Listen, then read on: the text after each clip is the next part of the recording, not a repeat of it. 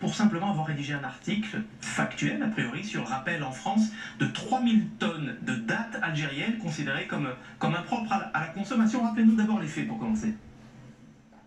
Exactement, Cyril. En Algérie, on parle du Datgate ou du Degletnor Gate. C'est la marque, hein, c'est la marque des dattes qui ont été interdites à l'exportation. C'est une variété, c'est pas une marque, c'est une variété de dattes algériennes qui est très célèbre en Algérie, dans le pourtour méditerranéen, qui fait partie des variétés de dattes les plus consommées sur le marché européen aussi. Alors il s'agit d'un jeune journaliste de 41 ans qui s'appelle Belkacem Houam, qui n'est pas un journaliste engagé ou un journaliste opposant ou qui a une sensibilité proche de l'opposition. Il a juste rédigé un article factuel, comme tu l'as si bien répété, c'est vraiment factuel, où il parle de la problématique du rappel d'une certaine quantité de dettes made in Algérie en France pour des problèmes pour quelques substances allergisantes et pour non-conformité et pour utilisation notamment d'un pesticide en Algérie qui serait interdit, qui est formellement interdit dans les pays de l'Union européenne.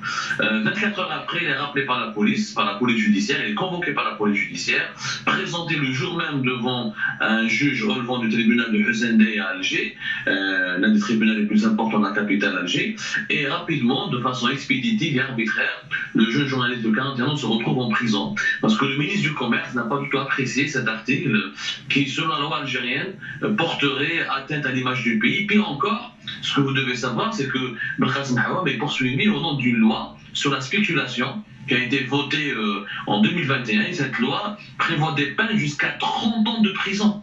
30 ans de prison pour, soi-disant, celui ou celle qui publierait un article ou une information qui pourrait provoquer une panique sur les marchés nationaux. Or, l'article de Belkacem Houam ne parle pas des marchés algériens, ni des marchés nationaux, il parle de l'exportation d'une variété de dattes algériennes, en l'occurrence c'est le marché français, et on a du mal à comprendre comment un article factuel qui rappelle des faits avec des documents, puisque ça a été documenté, nous avons fait une enquête de notre côté sur Algérie Part, où nous avons trouvé des documents français qui effectivement ciblent des marques de variétés algériennes qui ont été effectivement retirées du marché français. C'est une affaire extraordinaire. Jamais dans l'histoire de l'Algérie on a connu une affaire aussi rocambolesque. Bon, on a bien compris que ce n'était pas un délit de presse. Qu'est-ce que ça dit, Abdou Semar, de la situation actuelle de la liberté de la presse aujourd'hui dans votre pays?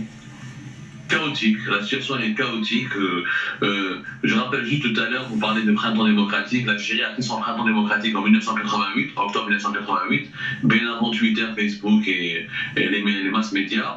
On a connu 2 années de liberté d'expression. La liberté d'expression en Algérie, elle est née au début des années 90 avec énormément de quotidiens indépendants. L'Algérie a été considérée comme une expérience médiatique exceptionnelle dans le monde arabe. Le régime algérien a toujours, y compris durant la décennie noire, où des dizaines de journalistes algériens ont été assassinés par les terroristes islamistes parce qu'ils sont engagés contre l'idéologie fanatique, contre l'idéologie intégriste. Des groupes islamistes armés. Durant le règne de Bouteflika, cette parenthèse de la liberté d'expression a été prolongée. Moi-même, j'ai créé mon média durant l'époque du régime de Bouteflika, en 2017. J'ai été journaliste pendant 10 ans, plus de 10 ans en Algérie. On avait une marge de manœuvre exceptionnelle. Franchement, par rapport à la presse marocaine, ou tunisienne, ou égyptienne, on était un fleuron, on était une île de liberté avec des lignes rouges. Voilà. Et malgré ça, Abdou Semar, malgré cette parenthèse à chanter, et malgré le Hirak, qu'on rappelle, cette révolte populaire de 2019 en Algérie, malgré ça, la liberté d'expression dans votre pays a du mal à progresser. Comment vous l'expliquez? Non seulement elle a du mal à progresser, mais elle est en train de disparaître, Cyril. Elle est en train de disparaître. Depuis 2019 jusqu'à aujourd'hui 2022, l'Algérie a reculé énormément. Je dis bien, même pendant la décennie noire, durant la guerre civile des années 90, on n'a pas connu autant d'emprisonnements. Si on calcule le nombre de journalistes qui ont été emprisonnés de 2019 à 2022, il y en a une dizaine. Dont certains sont des simples correspondants, dans certaines villes, comme jamais connu. Il y a aujourd'hui encore des journalistes qui sont accusés de terrorisme, comme Saïd Boudour, des journalistes qui sont accusés d'appartenance à un mouvement terroriste, comme Abdelkerim Zridesh, un journaliste qui est encore en prison, Mohamed Moulouch, depuis plus d'une année, parce qu'il aurait texté ou échangé avec des opposants politiques algériens exilés à l'étranger. Il n'y a plus de liberté d'expression.